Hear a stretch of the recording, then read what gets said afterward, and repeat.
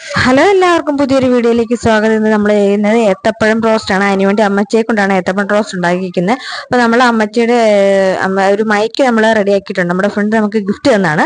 അപ്പൊ ആ മൈക്ക് വെച്ച് നമ്മൾ വീഡിയോ എടുക്കാനാണ് പ്ലാൻ ചെയ്തത്. പക്ഷേങ്കിൽ മൈക്ക് വർക്കായില്ല. പിന്നെ നമ്മൾ അതുകൊണ്ട് വീണ്ടും വോയിസ് എഡിറ്റ് ചെയ്യുന്നതാണ്.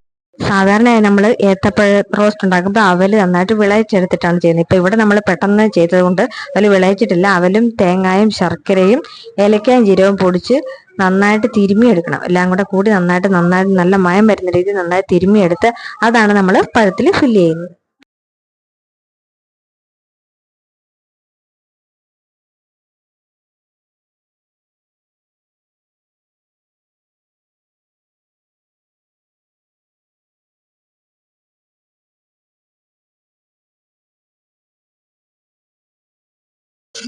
അപ്പൊ അവല് നനയ്ക്കുവാണ്, നന്നായിട്ട് തിരുമ്മിയിട്ടിടണം. നല്ല മയം വരുന്ന രീതിയിൽ അവലും ശർക്കരയും തേങ്ങായും കൂടെ നന്നായിട്ട് തിരുമ്മിയെടുക്കണം. ഏലക്കാപ്പൊടിയും ജീരകവും കൂടെ ചേർത്താലും നല്ല ടേസ്റ്റ് കിട്ടും. അപ്പൊ നല്ല മയം വരുന്ന രീതിയിൽ നന്നായിട്ട് തിരുമ്മിയെടുക്കുക.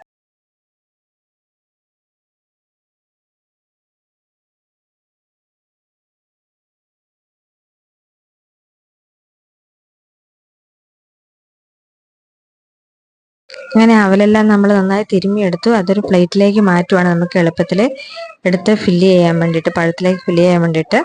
നമ്മൾ അവൽ നനച്ച് റെഡിയാക്കി വെച്ചിട്ടുണ്ട്.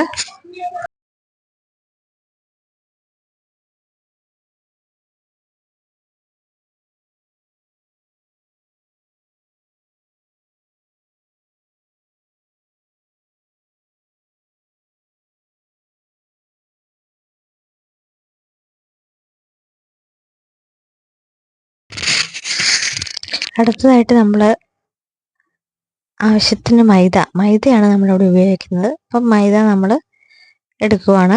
5 പഴം മുക്കി പൊരിക്കാൻ വേണ്ടി ആവശ്യത്തിനുള്ള മൈദ എടുക്കുന്നത്. പ്രത്യേകിച്ച് അളവൊന്നും എടുത്തില്ല. 1 കിലോ മൈദപ്പൊടി വാങ്ങിയതാണ്.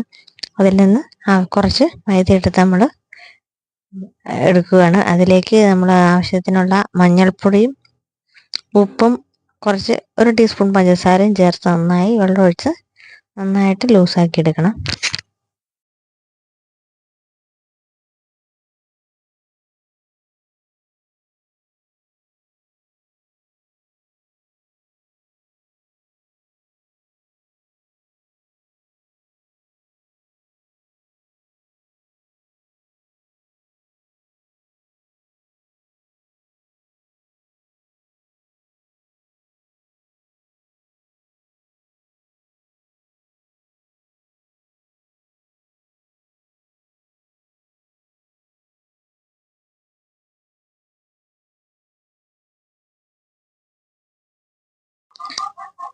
മൈദ എല്ലാം നന്നാക്കി ലൂസാക്കി എടുത്ത് വെച്ചിട്ട് നമ്മുടെ ബാറ്റർ റെഡിയായി.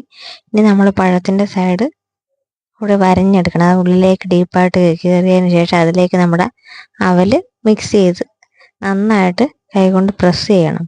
അതിന് ശേഷം നമുക്ക് തൊലി അങ്ങ് കളയാം. അങ്ങനെ 5 പഴത്തിലും അവല് ഫില്ല് ചെയ്യണം.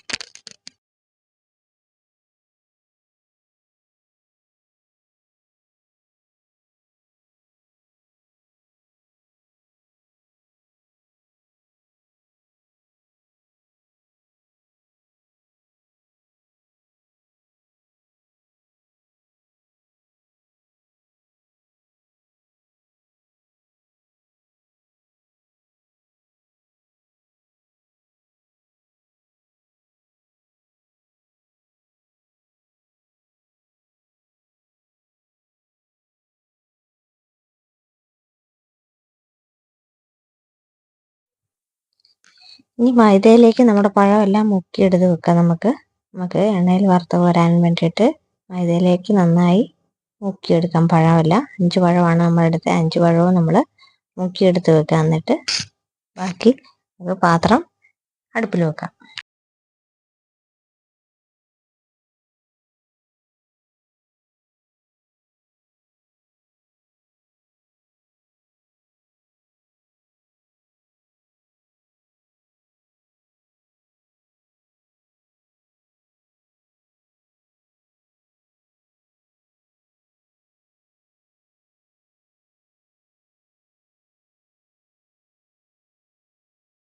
നമ്മുടെ പഴമെല്ലാം ഏത്തപ്പഴമെല്ലാം മൈദയിൽ മുക്കിയെടുത്ത് നമ്മൾ വെച്ച് നമുക്കൊരു അടുപ്പിലേക്ക് ഒരു പാൻ വെച്ച് എണ്ണ ഒഴിച്ച് ചൂടാകുമ്പോൾ അതിലേക്ക് നമുക്ക് ഈ പഴമെല്ലാം വറുത്ത് കോരിയെടുക്കാം.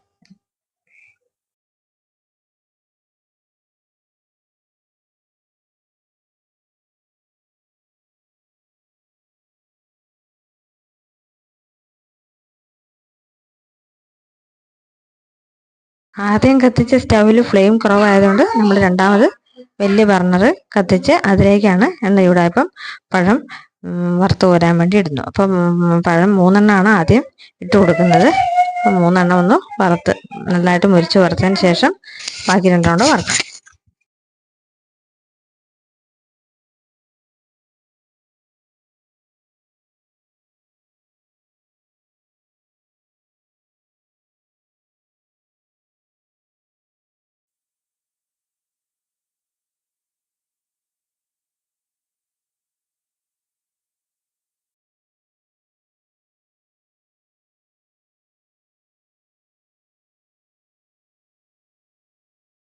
ഫസ്റ്റ് ട്രിപ്പ് പഴം വറുത്ത് കോരി. ഇനി ബാക്കി 2 പഴം കൂടെ ഉണ്ട്, അതും കൂടെ നമുക്ക് വറുത്ത് കോരാം.